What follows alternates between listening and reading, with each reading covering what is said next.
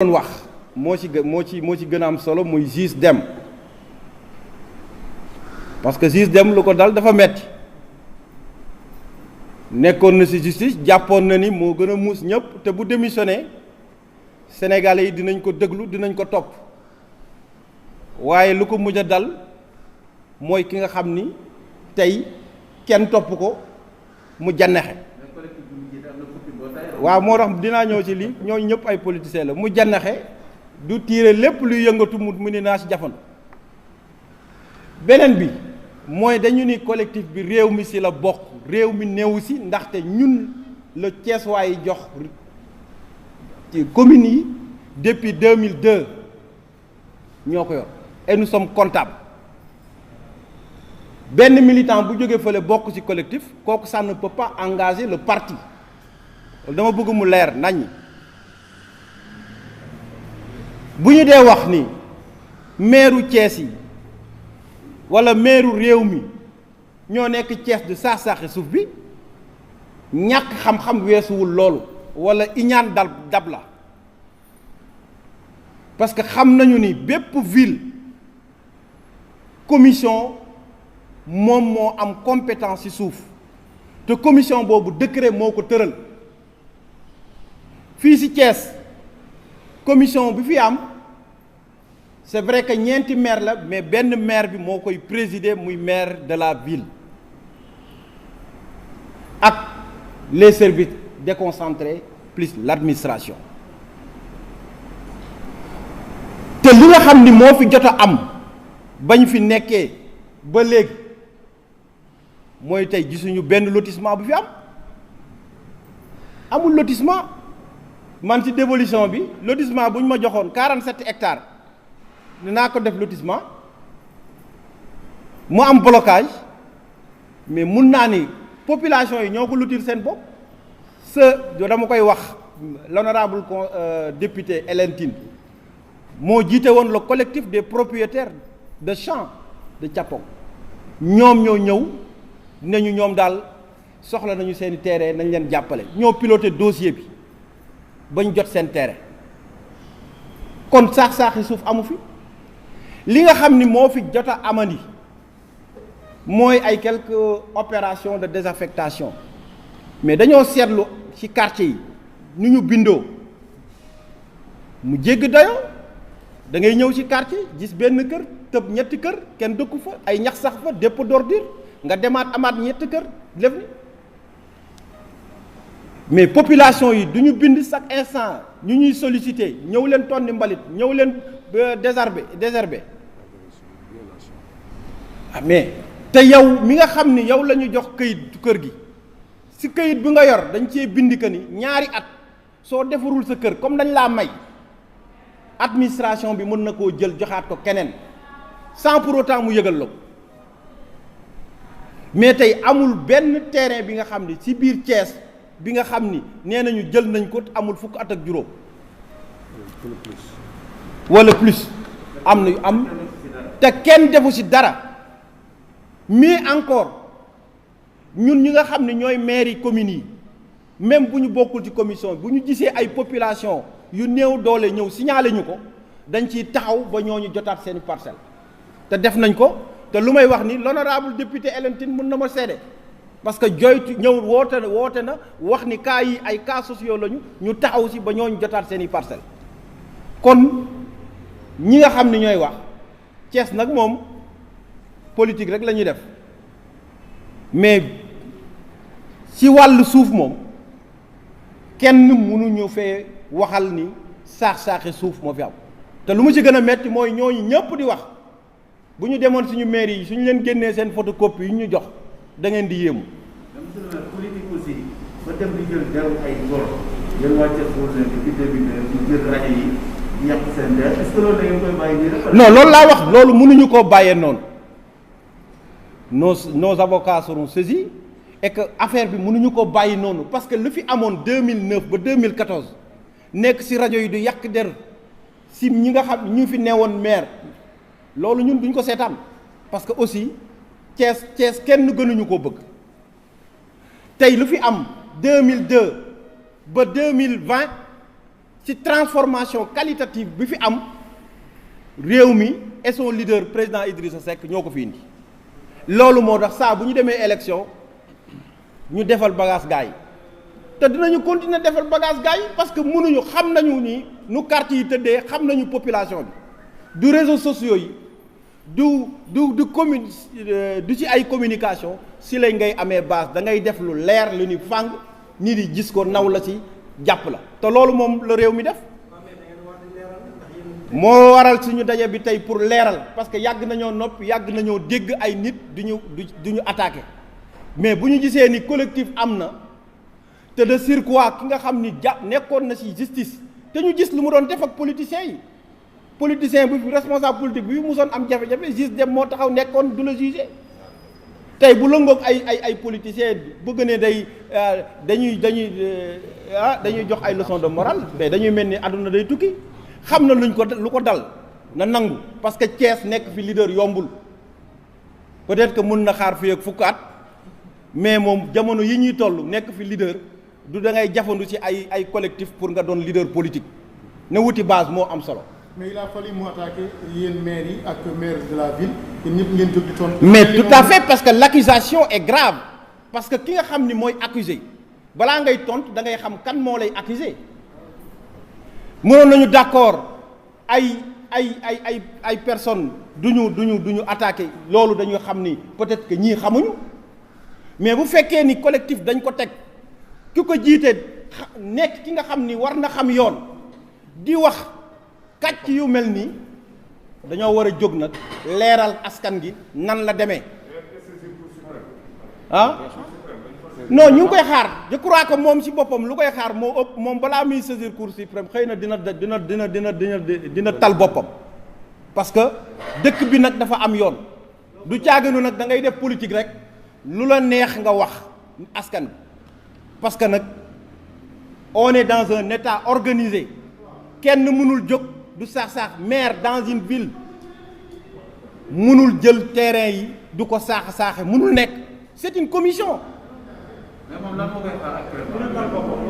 non mooy que lu mu wax nii maanaam tey dina indi preuve de ces accusations devant la justice parce que du ñu bàyyi moom minimum juge la xam ñu ngi soog a xam lu tax sax mu démissionné parce que ku mel ni mënul nekk dans l'administration dans la magistrature parce que il a joué il a perdu c'est un loser te il ne gagnera jamais comme lu may wax Thiès la ñu nekk nag je crois que mi ngi caresser rêve devenir une personnalité politique mais il se trompe on connaît très bien Thiès on connaît ses 56 quartiers on connaît ses populations xam nañu. waaw loolu moom eggaguñ ci mais ñun lu ñu wax rek mooy jamono bu ñu nekk bi nañu liggéeyal ñu ngi li nga xam ni mooy lu ñu war ñu ngi ci. et que je crois que ñi nga xam ne ñoo ñu war a juger bu jamono bi eggee dinañu juger beneen bi ñu bëgg a wax aussi moo doon bretelle bi si sànq wala mooy bu jógee Elton station et jëm EDK bi ne gaa yaa ngi koy morcelé je crois que maire Aliou Sow mi ngi soog a ñëw parce que moom dafa ni moom accusation yi daa garaaw ba balaa muy wax day indi ay këyitam pour wan ni leen ni rek bretelle boobu ñuy wax. yoonu maire newu si c'est des privés yu yore seen titre foncier am si droit de jouissance comme ku nekk loolu moo fa am je crois que tey moom sax ñëw na parce que boo doon joxe parce que wax na si bretelle boobu te en tant que juge balaa ngay wax da nga war a mun a am les bonnes informations mais bëgg a wax parce que lu ko jiit maanaam dafa gëlëm maanaam bëgg-bëggam la jiital ak les vraies informations yi nga xam ne waroon na ko am maanaam lu ko jiite rek mooy nañu attaqué nañu tilimal deru maire yi bu ko defee Thiès waaye génn ci ñoom léegi su ko defee man comme am naa ay ambition mu mën a tënk mais na yem quoi franchement Thiès c'est pas c'est pas beneen li Thiès moom Thiès la nañ di preuve waaw waaw moom la wax moom il ne peut pas prétendre être plus thiessois que nous sommes parce que mënuñoo bëgg Thiès mënuñu prétendre gën ñoo bëgg Thiès parce que moom nu mu juddoo Thiès màggee fi noonu la ñu juddoo Thiès màggee fi arène politique bi daj lu fi nekk te moom ba ñuy politique xëy na moom mi ngi woon toog ci siège am ba pare duñu toroxal ñun en tant que homme politique parce que ba ñuy wut liberté pour Sénégal moom mi ngi toog siège bi manifestation bu am bu ñu jàppee ay nit moom moo ko doon jugé kon du kooku moo war a munaat ñëw bëggaat ñëw ne day jël suñu place parce que lu ñu ñam sur le terrain politique il faut mu ñam ko. d'abord man damay wax ni problème mu bande bi li ma ci wax c'est très simple mooy bande bi ñoom amul explication yi ci am man dossier bi ñëw ci man su ma juumul def na ci sama table lu mu gàtt 15 mois bi demandé woon pour ñu def lotissement bi foofu man ma opposé wu ci rencontré naa ci Serigne Moussa Mbacké Nawel Kasu Rajab mu ne ma li yoon maye def leen loolu te li may wax ñëpp gis nañ ko ci TFM ma dem Kasu Rajab mu jàpp ci sama nopp boobu loolu lañ doon waxtaane loolu nag ñun liñ ci amoon mooy dañ ñu waxoon ni foofu dañoo waxoon ni kenn du fa def dara ndax état du Sénégal daf koy désaffecté ñooñu pour utilité publique ba pare jël ñooñu jox leen feneen man loolu lañ ma waxoon ci information ñu téye dossier bi ab diir lijjantiwuñu ko ma bind lettre en son temps l'inspecteur des impôts et domaines bi nekkoon fii muy Babacar Pascal Ndione te lettre bi laa doon seet nii pour génne ko jox leen ko parce que man dama bëgg nit suy wax da ngay argumenter li parce que nekkatuñu fu nit di accuser ay nit nii rek après ñu wax ko parce que Thiès ñu ñëpp ñoo ko bokk comme ni kii wax mais bi ma jotee ci lettre bi Babacar tontu ma ni ma famille bi kenn mësuleen a delloo suuf donc ba fii ñuy wax suuf si ñoom ñoo ko moom état de droit réel lañu yor yu mel mu ngi nii ñaar yëpp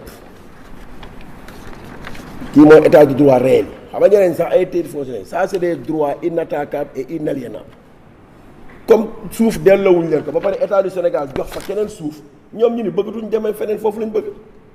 ndax ba fa station bi ñu ne la ñu ne kon ñoom du ñu toxu foofu lañ soxla ñu def procédure bu wóor institut li may wax nag mooy amul fii lu ñuy nëbb na administration génne yëpp xam nga bi ñuy wax naan nañ def li parce que Sénégal dafa am réalité mooy def ci am loo xamante ne lii jarul di révéler ay tur parce que xëy na ñi moom suuf si tey Sénégal boo ne woon caxatee nañ suuf ñu wax ci fukki nit dafa am rek tur bu ñu ciy wër am na tur diine booy bokk wala sant rek boobu la ñuy brandir comme ce qui s'est passé à Dakar c'est seul le nom de sëñ Moustapha de sëñ Bass moo ci génn étant sénégalais comme les autres mais bii bi mu génnee man ma def sama avis joxe xam nga lu tax il faut ñu xam bande de terre boobu lan la c'est deux TF bii TF d'état la bii TF privé la TF d'état bi mooy fi ay EDK nekk ak jëm fi ay gare routière nekk mais le reste c'est un TF privé de 16 000 mètres carrés 2 fois 8 000 mètres carrés te ñaari famille yi fi nekk yëpp ñu ngi nii suñu paree lañ leen jox document bi ngeen xool su dee ñee jox ñu leen ko par mais je crois que nag incompétence commune compétence am yegg na ci lu nekk ba mu téye suufu jàmbur ku ko état mënul commune mënu ko man loolu laa ci am awma ci leneen lu may wax léegi benn partie bi seen famille bi ñoom ñoo ko moom def demande d'autorisation mu yegg fi mu war a jaar autorité compétente man siégé naa gouvernance ci même dossier bi fii demande de lotissement ñu rejeté ko parce qu'il fallait que la Sénélec enterre les fils haute tension yi fa nekk et c'est l'environnement en son temps madame Diank moo ko rejeté woon le dossier est revenu encore une seconde fois ba mu mën a jàll commission de kii lotissement bi donc mu dem ñoom ñu lotissé seen ay suuf jaay ko loolu lu ci yoonu mairie ñaareel bi fa des nii mooy c'est une demande bu ñu fa war a ériger ab station d'essence ak peut-être leneen lu ñu fay def mais l'essentiel mooy en tout cas transaction am na entre famille bi ak beneen famille sénégalaise bu ko jënd mais loolu lu ci yoonu maire bu ñu waxee rek te yàlla tax ko la moo ci yoonu maire maintenant man de wax dëgg yàlla dama la woon ñëw rek ak respect bi ma am ci yéen yëpp pour ne leen daal documents yi ñu ngi nii ñun pare nañ ci maintenant leneen li ci des nag su fekkee y a des questions relatives à ça benn bi mooy mbuurkat gis nga Babacar tey dafa neex rek nit ñi naan mbuurkat ak di wax mais remonte leen 4 ans en arrière l'affaire Alioune Sow Barata quand je refusais cette bande de terre là ñoom fu ñu nekkoon personne ne bronchait kenn certains m'appelaient naan ma moytul Bara il est puissant ñenn dañ ma doon woo naan ma moytu ko il est puissant ma ne leen laa hawla wala quwwata illa billah c'est seul Dieu qui détient la puissance ñu topp ko topp fu mu mujj ana mouvement de soutien yi di wax tey jii parce que nee nañ ça profile à l'horizon gis nga na ko état jël jox ko benn préfet ay gouverneur ñu lotissé ko man intérêt xam nga la ma intéressé mooy na dellu ci Thiessois yi nga xam ne ñoo fa tabaxoon man loolooy sama combat man te tey ci ngoon wala suba waroon nañu recevoir population yi parce que dama installer une commission buy veiller sur ça pour que les populations de Mbourkat ñu delloo leen li ñu moom le président de la République a parlé de régularisation c'est un mot qui a son sens mooy ñii dañoo nekk en situation irrégulière nañ leen régulariser ba fii may wax ak yéen man gisaguma déclassement man de gisaguma ko mais su paraître ñëpp nañ gis suñu comporte suñu position par rapport à ça suñu xeex mooy population Mbourkat yi fa nekkoon mu nekkoon àll nekk fa ak tilli ak bukki yi dëkk fa su génnee nañ leen delloo li ñu moom. Les gens parlent de 2500 mais on est à plus de 2500 familles man toog naa ci commission man ak préfet Fodé Fall bi ñu waxee ni ñu leen déposer régularisation li fi nekk ci ay actes yoo xam ne attribué woon nañ leen te jotaguñu ci actes yaa ngi fii ñooñu c'est des ayants droit mais le problème mooy ci biir titre yi ñu leen jox da ngay dem ñu jox la titre 29 nga ñëw ci 29 bi fekk am na ku fa tabax uniquement par acte de vente parce que boobu les gens ne contrôlaient pas les constructions mais tey jii la DSCOS a demandé à ce que tout le monde arrête te ban commission bi ma siégé bu ñu ci waxee destruction ma génn ci commission xam nga lu ñu wax dañoo ni amuñu droit ci siècle bi ñu toll di def di attribuer ay nit parcelles yoo xam dañuy dëkk ci quartier boo xam ni amul courant Senelec mënu faa dugg ndox mënu faa dugg école amu fa loolu la commission bi wax mais dañoo ni bu fekkee yooyu yëpp génne nañ ko mbedd yi génn lépp génn les gens vont vers nu ñuy def ba ñi fa nekkoon ñu delloo leen ko ñi nga xam ne nag tabax nga ci titre jàmbur président bu nee régularisation di déclassé mooy bu ñu régulariser kooku ka moomoon foofu da ngay dem joxe ko feneen loolu mooy esprit bi man bokk commission bi ma bokk di ci siège dem ci loolu laa fa déggagum te bu ñu defee le contraire sëñ bi nag ñun am nañ fulla yi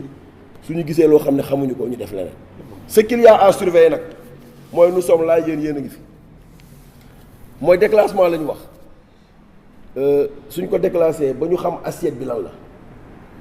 man bokk naa ci prôné ñi wax ni buñ ko doon def publiquement sax na même si dama lay jox exemple Babacar bu ndaw rek état lim ñu mujjee instruire nii ci affaire ay denrées yi l'état n'avait pas prévu la société ou le forum civil man demal xool arrêté yi ma def j'ai insisté pour que ñoom ñu fekkee ko demal ay arrêté laa def ne nañ leen dugal ci commission yi parce que dañoo war a fekkee li ñuy def lan la et à Mbourkat si la compétence dévolue aux maires des communes reste telle quelle ce sera la même démarche et le même comportement amuñu fi li fi nit ñi di nëbb c'est des habitations c'est peut-être une seconde zone industrielle comme on l'a proposé c'est des espaces à aménager pour que les mécaniciens qui sont dans la ville sortent am fu ñu nekk loolu la amul leneen. man li ma demandé man xam nga nag bu ñu waxee rek mooy Sénégal politique daf ko xaw a yàq mais demande déclassement bi je peux même vous montrer le document la mairie de Thiès-Ouest a payé un géomètre privé du nom de Ndiagne qui se trouve à Rufisque bi mu ñëwee def levée yi conseil municipal délibéré c'est une facture d'un montant de 2 millions et quelques bu ñu fay ñu def loolu ba ñu demee waxoon naa fii ci presse bi ne ba ñu ñëwee avec l'ancien gouverneur presse bi ñëpp di ko dégg dañ ne lu mu ñu wax seen dossier daa réer instruire dossier Augustin Tine instruire dossier bu ville kenn waxul tey mu ngi génn destination bi fan la loolu moo war a jar la destination bi kan lañ koy jox loolu jar mais en tout cas ñun suñu dossier dugal nañ ko et l'État va dégg en tout cas Mbourkat reste un quartier de la commune Thiès-Ouest man je suis maire suñ may falaat ça doit être à base d'un bilan man nekkuma ci position wu xastante pour dem je dois présenter un bilan pour me faire réélire si j'ai les ambitions mais man sama cër du xastante sama cër man mooy ñu ne ma yaa def lii ma ne leen noodu loolu lii la après nag ñi dem vérifier ban moo ci yenu maanaam mais ku ma fekk may xastante man vraiment bu boobaa damay wàcc sama cër ku jiitu nag mooy lii quoi parce que li ma géré nii bu ñu waxantee dëgg du sama alalu bàyyi du sama ndono bàyyi alalu askan bi la askan bi ñoo am droit ne ma monsieur le maire lii du lii ma wax mais nañ ko def ak xel mu dal juge dem ba fii may wax ak yow man respect bu ma amoon ci moom du dañ